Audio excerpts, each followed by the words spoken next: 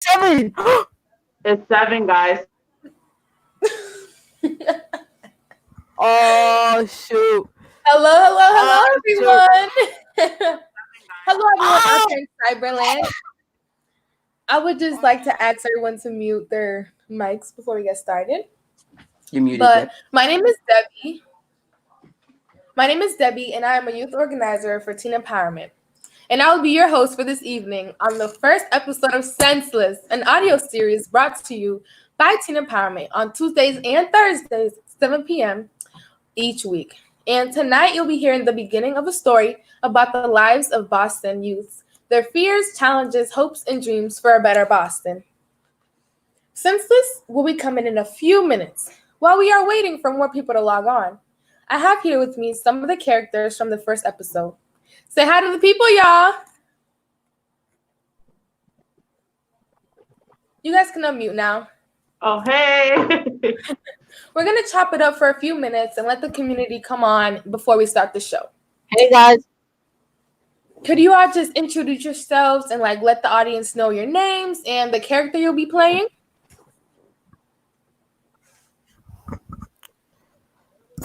Who's going first? You want me to go first? Sure, you can go first. I'll go first. All right. So, my name is Ashani. I'm an actress. I'm acting. Well, I'm the role of me, and I have for y'all to be on the live right now. Tune in for more, and I can't wait until to see y'all reaction. Lee, would you like to go next? Yeah, okay. So, hi, guys. My name is Aaliyah, a.k.a. Lee. I play the role of Auntie Cheryl. And I'm really excited for y'all to hear the first episode.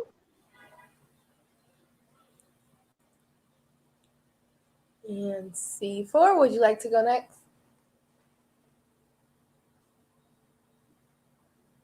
Yes. Hello, everybody. My name is Colloginal Chambers. And I am playing Trey. I am the protagonist that's going to be going through a lot of the emotions in the play, and I'm happy to be here. Yes. And last but not least, Anne Hernandez. Would you like to introduce yourself? Sure. Hi, everyone. I'm Anne Hernandez. I'm a social worker, and I'm here to, this is my first time being part of something like this, to be a support as we tackle some really important and difficult topics. Welcome. Thank you so much, everybody, for those introductions.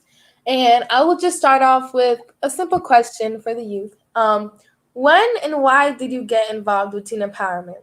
And anyone is allowed to go first. Lee, you can go ahead. Okay, so I got involved with teen empowerment when I seen the flyers. I think it was around either summer. I think it was summertime, and I applied. And I went through the whole interview situation, and then I ended up not getting in, but it's fine because I am in here now, and I really enjoy the experience that I'm having. Another way that I got into this is my cousin used to work here.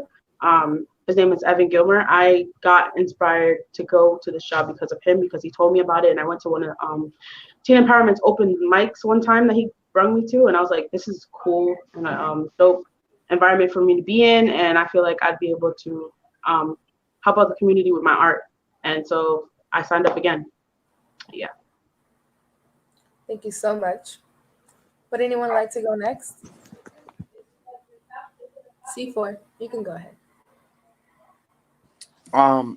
Well, main reason I joined Teen Empowerment, I heard it, through the grapevine through Jacory, which is a dope friend, and Nate, which helps us with a lot of the editing with everything, and plays a big part in teen empowerment. But I joined just because of what they was telling me about what was going on inside the inner city and the community, and what they was doing to kind of shift the paradigm of that.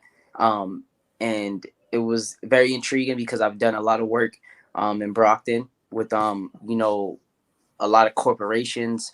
I have fought for the school to prison pipeline in Brockton for public schools, and went to many meetings and board meetings to change many things that was out there. So transitioning to out here, especially where I was born, um, it's definitely different because I'm not really settled out here and knowing what goes on. But I know that there's things going on everywhere and they have to change. So teen empowerment is a big part of that, of what we speak about, what we teach to others. And yeah, I was just happy to contribute my talents and what I can. Thank you so much for that, C4. And one last question I'll ask is, what characters do you play and how has it been playing that character?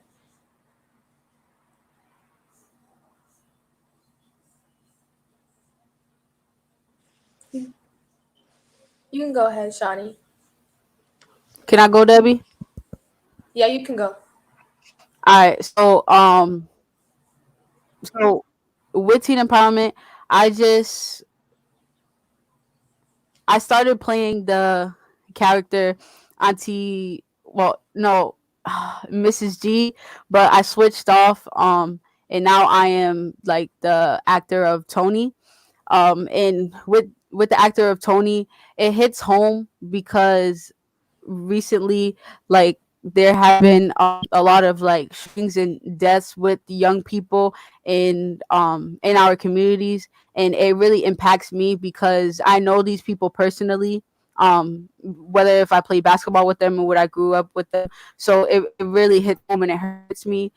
So me doing this kind of shows and kind of releases that trauma that all of that I go through, um with the violence in my community and different things like that. Thank you so much, Ashani. Would one more person like to answer that last question? You can go ahead, C4. It's been dope, honestly. This is my first, I wouldn't say my first acting role or participating in acting, but this is a very my first very like big role with a lot of lines and remembrance, but also channeling energy. I have lost people as well, and in this particular uh audio series, it was all about just channeling that energy and giving it back out to the world. So yeah. Thank you so much for sharing that, C4. I'm glad Teen Empowerment gave you that opportunity. But so the ticker has counted down and it's almost time to get started. Thank you all for logging on and joining us. Once again, my name is Debbie and I am a youth organizer for Teen Empowerment. I am the host for this evening's first episode of Senseless, an audio series brought to you by Teen Empowerment on Tuesdays and Thursdays at 7 p.m. each week. And tonight you'll be hearing the beginning of the story about the lives of Boston youth, their fears, challenges, hopes, and dreams for a better Boston.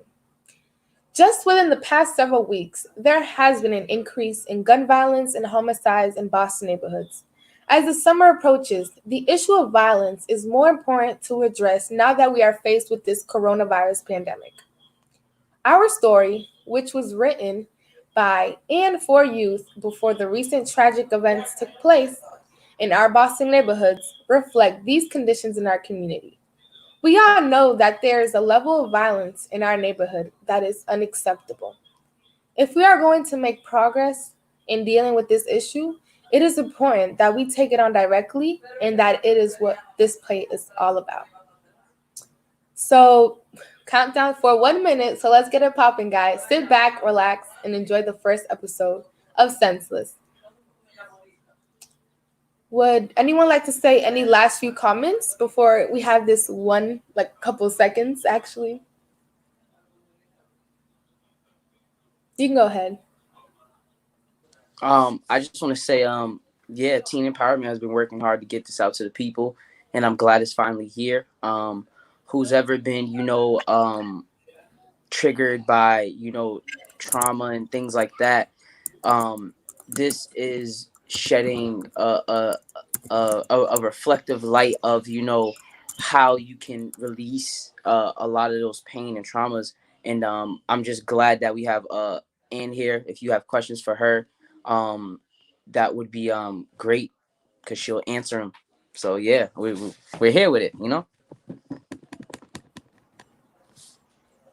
Thank you and enjoy the show.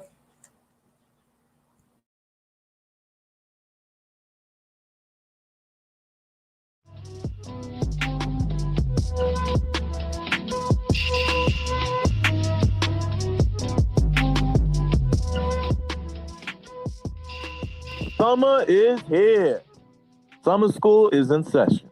Families, students, and police have concerns because in the city of Boston, lives have been impacted by several issues: community violence, homelessness, social injustice, and police-community relations, to name a few. The community is worried about the summer, but not everyone is on the same page. As you listen closely, you will hear the joys, pains, and challenges of Boston youth and community members living in their lives. In this episode, you will meet a family who is struggling with loss due to community violence. Welcome to Teen Empowerment's audio series, Senseless. Pass the ball, bro. Let your big sis show you how it's done. Tony, you're trash. Oh yeah, I'm trash, huh? I taught you everything you know.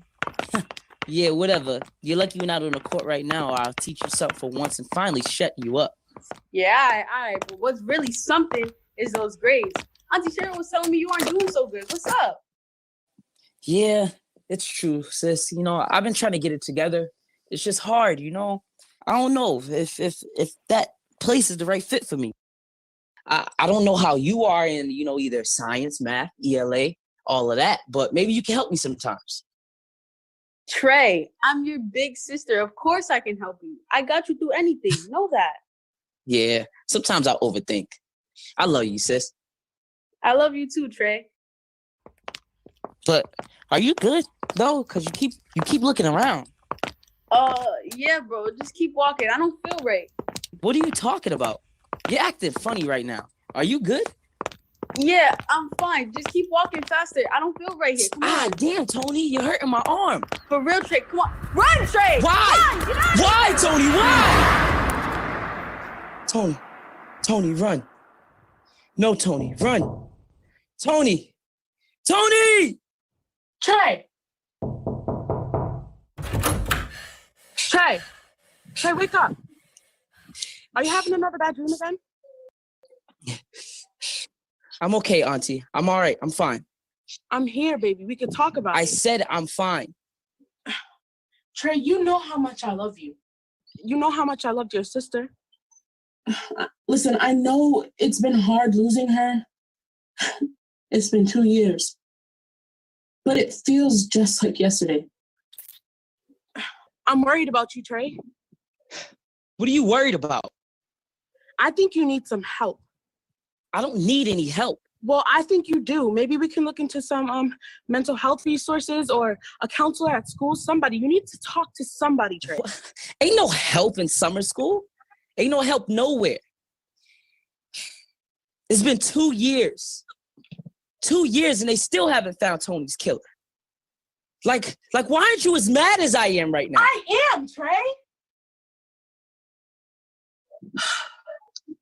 But being mad doesn't do anything but make it worse. I knew you was going to say something like that. I've been trying to get in contact with the homicide unit for months, Trey. For months, and you know that. I pray every single day that I find something about your sister. You know I would do anything to... I don't want to talk about this anymore. I have to get in the shower. Trey, Yes, Auntie. I have something for you. It's a picture of your mom and Tony. I want you to take it with you wherever you go, so you know no matter what, they're always with you. Thank you, Auntie. And I'm sorry for, the yelling, It's okay. I understand. But don't forget, you're still my moonshine. Thank you, Auntie. I had to get in the shower now. My moonshine, my moonshine.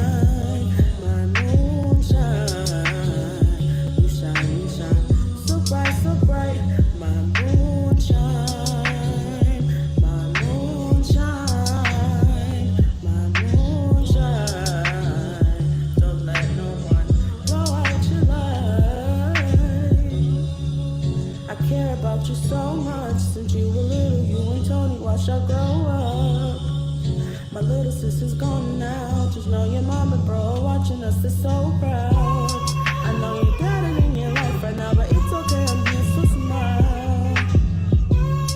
Just know the love is here from house and bounce. So baby boy, try staying out the clouds. Cause I don't wanna let go, yeah. Cause I don't wanna let go again, let go of my moonshine, my moonshine, my moonshine. You shine, so bright, so bright. My moonshine, my moonshine, my moonshine. I love you, boy, so please go fly. Taking time with my moonshine. I don't wanna do crime, been feeling like a mime in my mind, learning new signs, breaking through these walls. Can you picture it? Looking in this black boy's eyes, I'm deemed as innocent, but they just wanna pin me down. Friends want me around so we can laugh and we can clown about how we gonna drown in future years to come, forbidden in deeper slums, while another mother mourns her son is dying by a gun. Moonshine.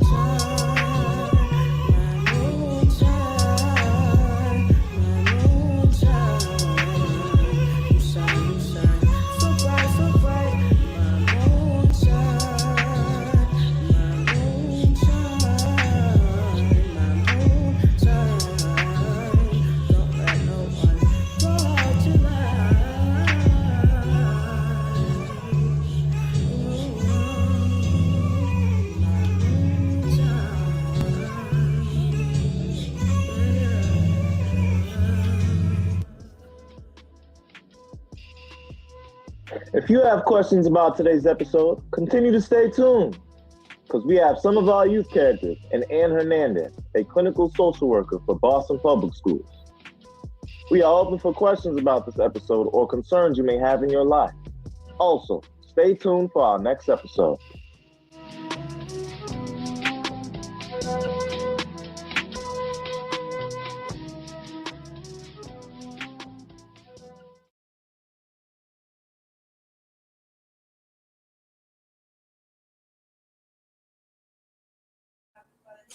Oh my goodness.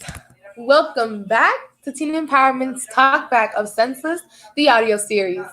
I hope everyone enjoyed the first episode of Senseless because I sure did.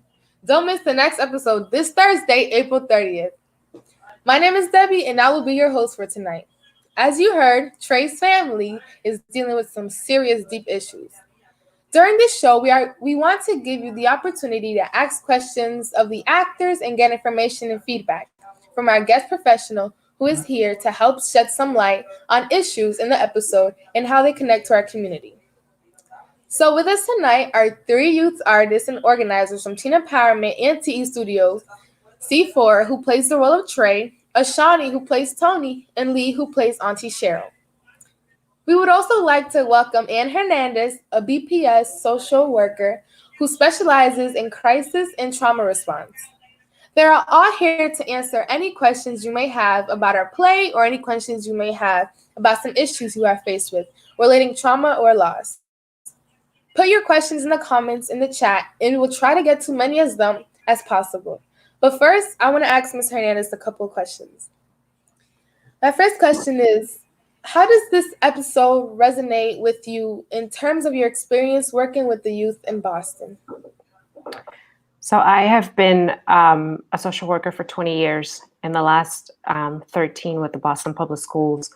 And unfortunately, a lot of my students have experienced trauma personally, or have known someone who has experienced trauma.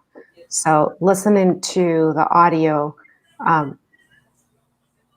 it's something that reminds me of what a lot of my students go through on a daily basis. It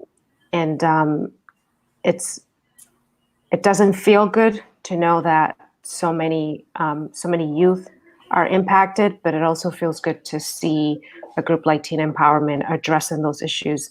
And like Trey say, actually no, C4 said eloquently, shedding a reflecting light on our healing. So Thank you, thank you. You're welcome. And what are some coping mechanisms people can do if they're suffering from trauma or loss that you So I do want to remind you that coping and dealing with trauma, everybody does it differently. But there are some things because there are a lot of common reactions to trauma, like lack of sleep, lack of appetite, not wanting to hang out with your friends anymore, isolating yourself from others. Some people become really angry and irritable. And some of the things that I've learned from other people that helps them, some people like to write, some people like to listen to music, some people like to work out, some people like to be alone for a short period of time. You just have to make sure that you're not alone for too long and the people around you have an opportunity to talk to you. Some people write poetry. Some people like to talk. And there are some other coping mechanisms um, that you have to be aware of that may not be as healthy because once you're done doing them, you're back to the trauma. Like there's some people who do drugs or go to alcohol or engage in very risky behaviors, and that's all part of coping, but not the best ways of coping because once you are done doing that, you're probably inflicting yourself with more pain. So, find those things that help you manage difficult times in a way that it's healthy and that is productive. Thank you so much. You're Especially welcome. parenting, we have a lot of time to practice for that. Yes. And I have a couple of questions for our youth or our actors and actresses. How anybody is welcome to answer this question. How does this episode relate to your life? You can go ahead, Lee. Um, this episode relates to me a lot because I've lost a lot of people because of gun violence. And I've seen other people have grief or like be upset or sad over losing people that they love and stuff over gun violence. Me personally, recently, somebody who I wasn't really close with, but we were cool peoples, and I knew her. I've known her from my other friends and being around her. She recently passed away due to gun violence, and that like this play does really relate a lot to what she was about. She was about playing basketball and doing good in school and getting money, and it just a bully doesn't have a name on it, so she was just in the wrong place at the wrong time and ended up passing away. So this, I feel as if this is also for me to like send a message to people out there that are my age that violence isn't always the answer for certain situations, and that it's hurting people. It's not like nobody's grieving over the fact that somebody died. Like that is somebody's like son, daughter, anybody. So like this, I don't know how to really explain it. Like this play helps me a lot through coping with the grieving and people who I've lost, because it's me basically putting my heart and my creativity and my art into something that I really want a message to get by.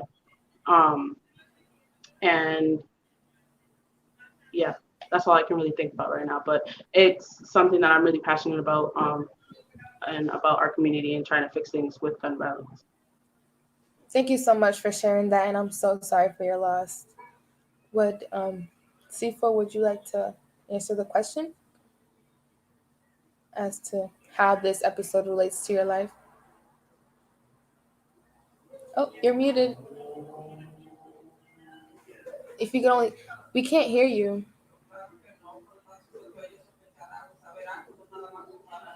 No. Can you guys hear him, or is it just me? Technical difficulties, I see. Well, Ashani, would you like to answer the question, how this episode relates to your life? Yeah, can you guys hear me well? Mm-hmm. Okay, so This it relates to my life because I've experienced not personally. I experienced like a lot of friends and family members that have died due to gun violence, and recently there has been a lot of violence in the community, and just everywhere. And I feel like it's just like takes away from like what we've been building and like what we have as like as a community and just as like a family. And it really is trauma that all of us go through, but some of us don't realize it's trauma, or some of the things that happen is not trauma, but it is trauma. So like I just me doing this with teen empowerment and me and putting you know my time into this project really hits home because I want to do as much as I can in order to change my community and be the positive role model that I was ever since I was a young kid, and I want everyone else to do the same. So yeah.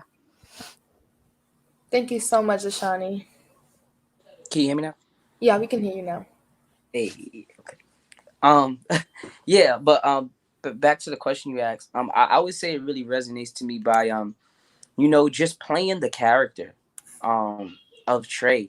I honestly start to get really embodied into the character, but we all have our days too. I think that's what really resonates with me the most. Sometimes you feel up, sometimes you feel down. And I feel like that's every human being, because certain energies and certain things alter your feelings through the days to be like, I'm not feeling today. Or maybe when you're in uplifting spirits, you're like, okay, I can give it out. I feel with playing this character, I have felt like this character before. So I think it was so easy for me to, kind of dive into what that person was feeling, even with losing someone, even with, people thinking that, you need help, and you need to seek that. With that being said, I think it's very important for people who feel this way to step one is to admit it, and be able to know how your feelings are being altered, and to really just control them as best as you can, and that's just taking it one day at a time, honestly. So that's how it resonated back to me. Thank you so much for sharing that, C4. We have a question from one of our community members. Why do y'all think violence is spiking in Boston? Great question. Whoever wants to answer can go right ahead.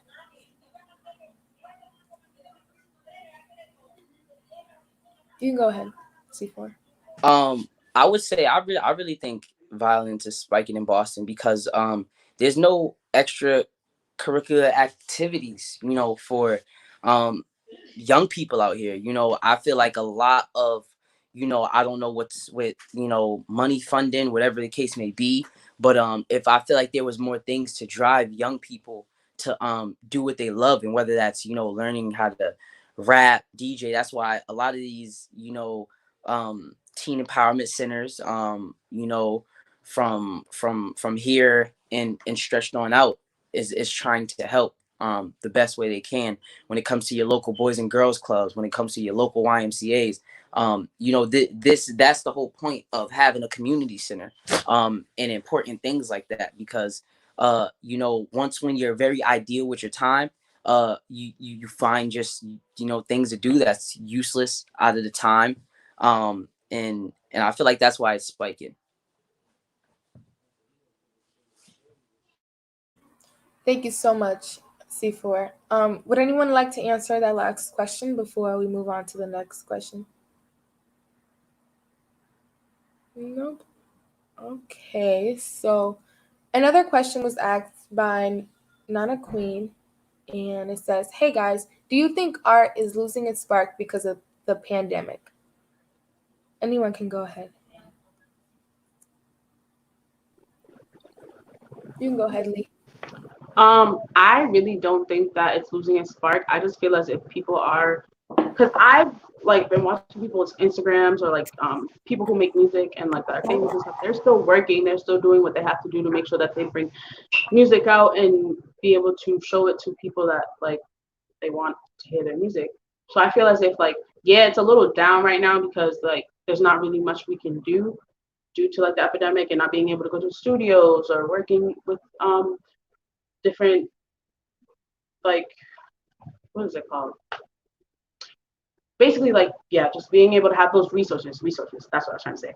Being able to have those resources is not like the best at the moment because of the epidemic.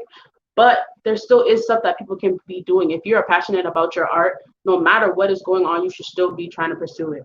Um, Stay as motivated as possible and just keep pushing because if it's something you're passionate about and it's something that you want to use as an outlet either to get a message out or to just show people how much you love your passion, then keep going and doing what you have to do. And I've seen a lot of people dropping music, like even if they're not famous. I have personal friends that have been dropping music after song because like that's the only thing they can do right now. So right now I don't think like to answer your question, like no, I don't think it's losing its spark.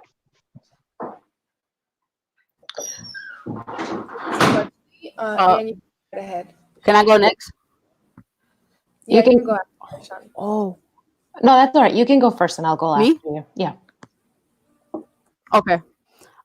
So to answer your question, no, I don't think art is losing its spark because of the pandemic. I feel like anybody's talent, anything you're good at, and anything that you put your heart to is art, is your art. So the more you put to your art is the more you're gonna get out of it. So like the more time and the more effort and like the more work you put into your art is what you're gonna get out of it.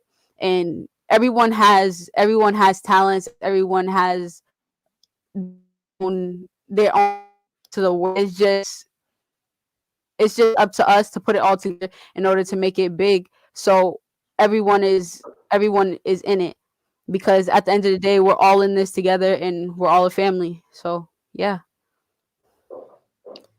I wanted to echo what everybody's saying. I don't believe that it's losing its spark, and actually, um, there are a lot of artists who, having all this time, are rethinking how to do what they do, rethinking of why they do what they do, and finding ways to showcase what they do in a different platform. So I think it's calling artists to reinvent themselves and to reflect on what they do and how they do it.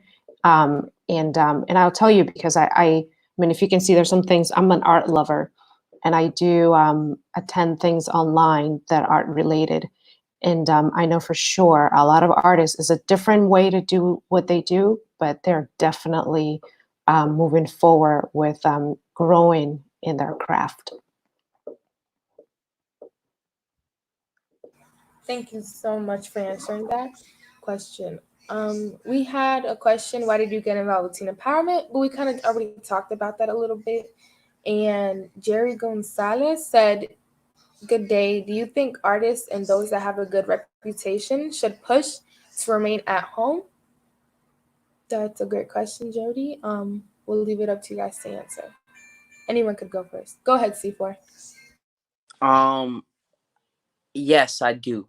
I think we should all remain home. Whether you're artist or not. I am an artist myself. As you can see, I'm very in tune with my art as well, and I think it was best for me to be home. Honestly, I had shows like every week through the month, and it honestly kills the artist to be out doing shows and doing these things. But the consumer, I feel, or the people who are fans and lovers of the art or the artist, I feel like they really don't think on that. So that's really reflecting back on the artist, and they have to reflect back that, like, let me sit down. So I think, like Anne said, I think this is the best time to be an artist. This is the you don't really have to do much, but stay home, get your thoughts together, get collected, write more, meditate, reflect, do as much as you can to keep yourself very entertained. But this nothing's going anywhere. You know, everything's gonna still be here after all of this is over, and I just hope that every artist is just gets through it. You know.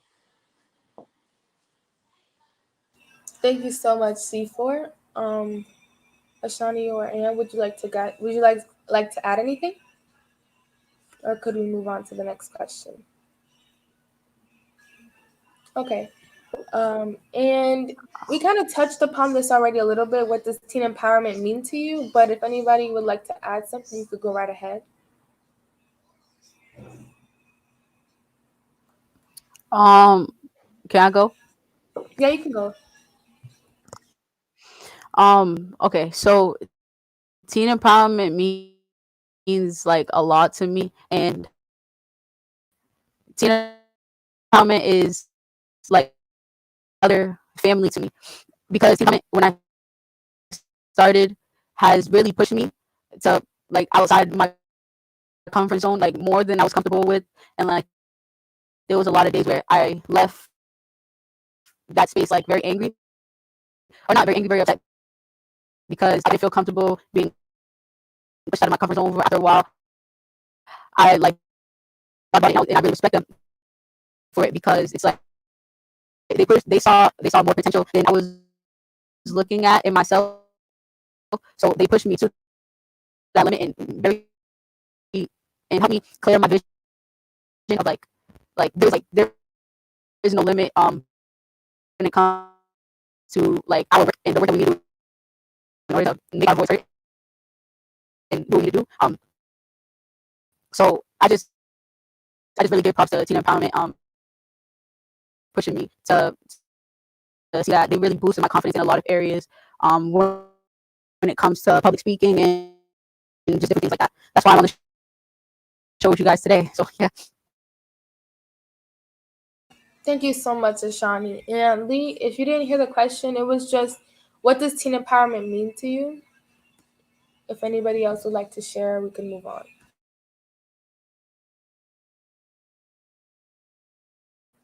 Okay, dokes. So, Keon asked the question, why do you think some people across the nation are so different against this stay-at-home rule?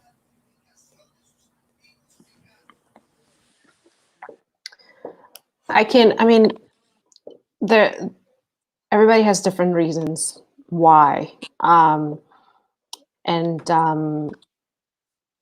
there's a combination of fear, there's a combination of anxiety, there's a combination of not really, some people are not taking this seriously, some people are wondering if this is real or not.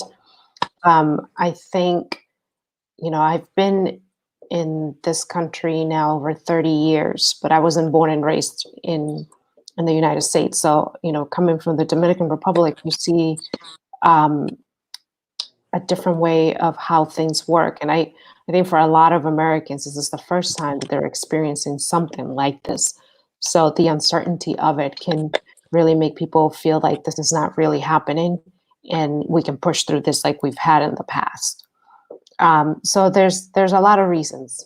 But I would imagine that mainly is because people are just scared and don't want to feel like now they're confined to their homes for something they can't even see. It's my opinion.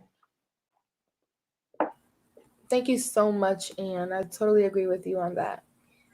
Before we move on to the next question, would you guys like to add anything else? Go ahead, C4.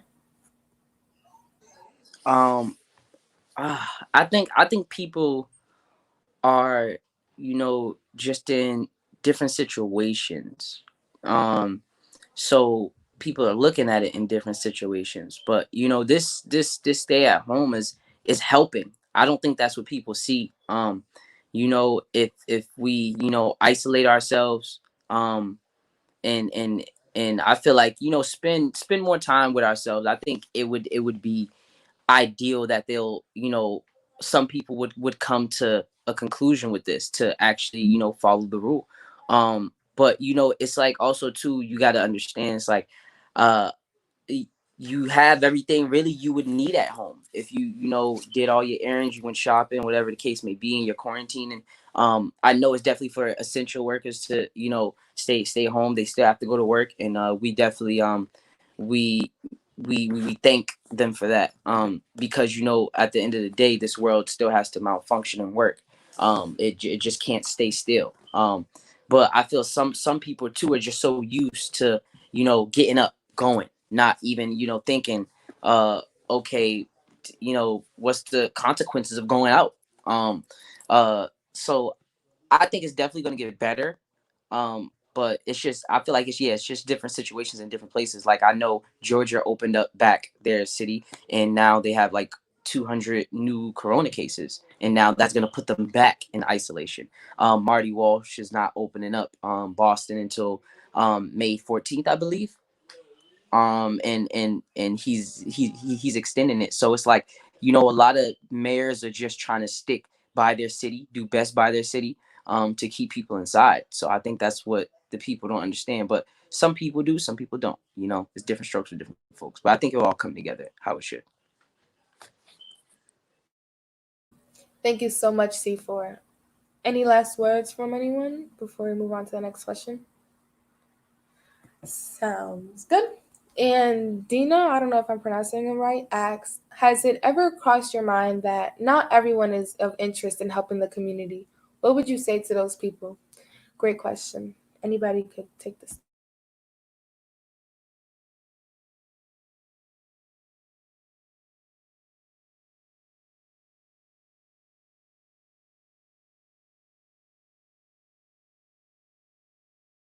um I think it's it's it's it's so unfortunate for the people who may not have the interest, but you got to understand that if you take care of your village will be strong, it will be healthy. You know, that's just a the type of people I feel I've always surrounded myself around. Like, you know, if you take care of the things you love, they will show great results for you at the end of the day.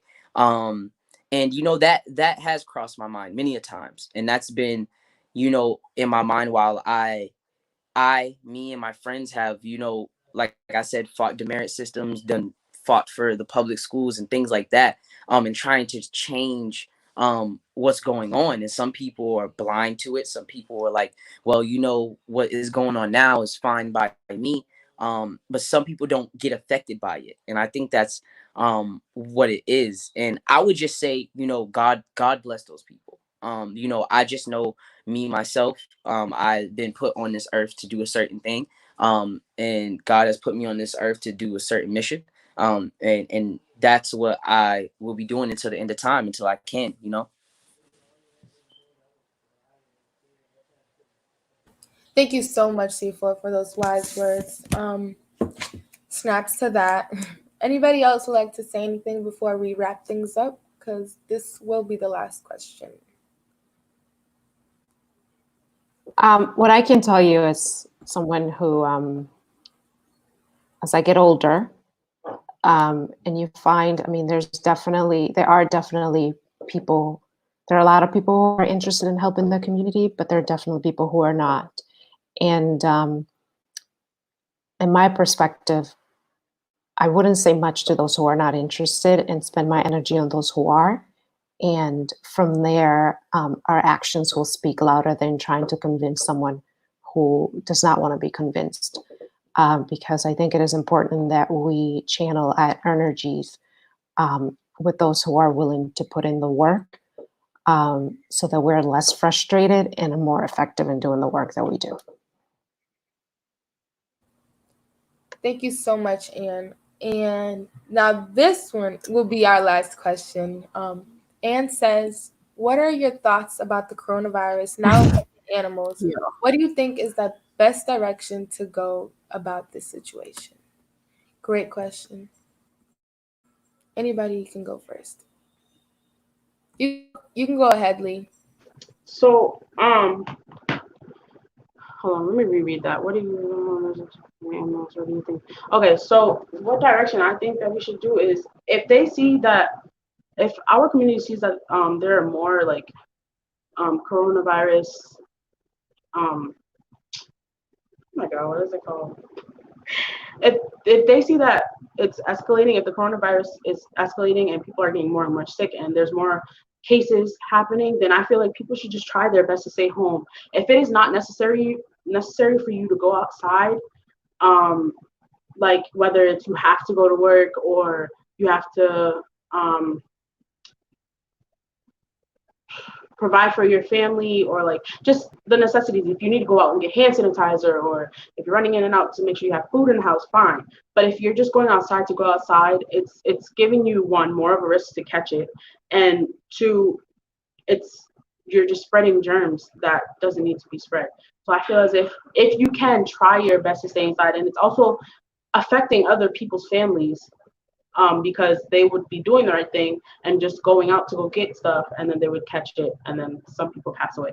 And I've seen that happen to multiple of my family, not my family members, but multiple of my friends. Actually, I do have one family member that caught it, and it was because he was around people who were going outside and coming in and out of the house. And I just feel as if you can try your best to stay inside and not go outside for like your selfish purposes and think about your community, then that would be the best way to do it.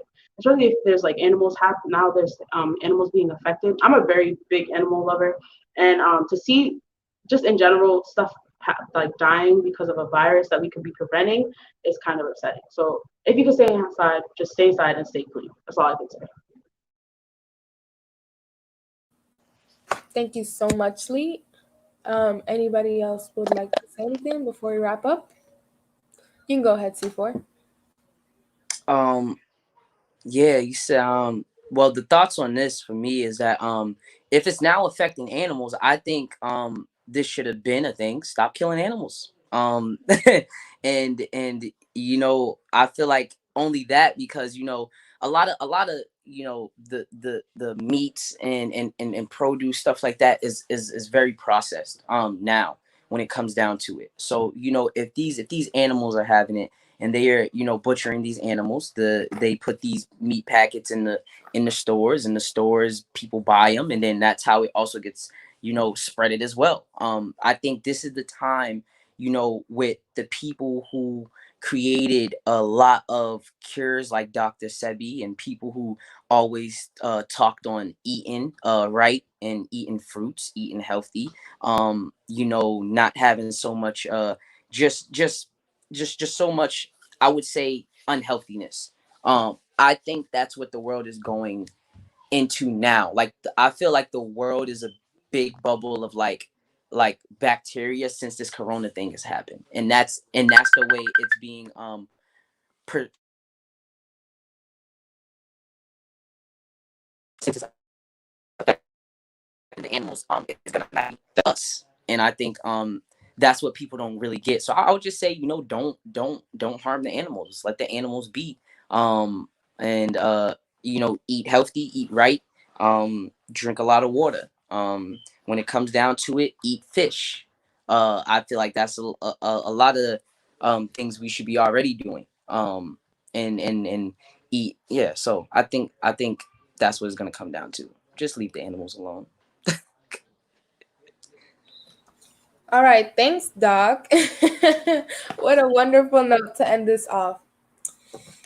I would just like to say thank you guys so much for joining us. Like, this was honestly amazing. Thank you guys so much for the questions. And don't forget to join us on Thursday, April 30th, 7 p.m. for our next episode, so we can meet a few more characters, Monty and Quan, and a former member and a current member of the L Street Gang.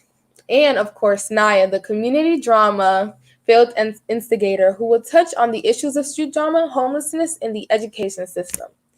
And guys, don't forget about No Trauma, No Drama 2.0 this Saturday at 4 p.m. C4 will be performing, and you guys could follow the page for more details. The link was put in the comments by Teen Empowerment. And you could also listen to the audio series. They will be available on SoundCloud as soon as we get off the air by this weekend. So, guys, thank you so much. Thank you and good night. See you on the Thursday. Wait. Oh. Did we talk about No Trauma, No Drama? Go ahead, take the stage. I You know more about this than I do. Yes, no trauma, no drama will be happening.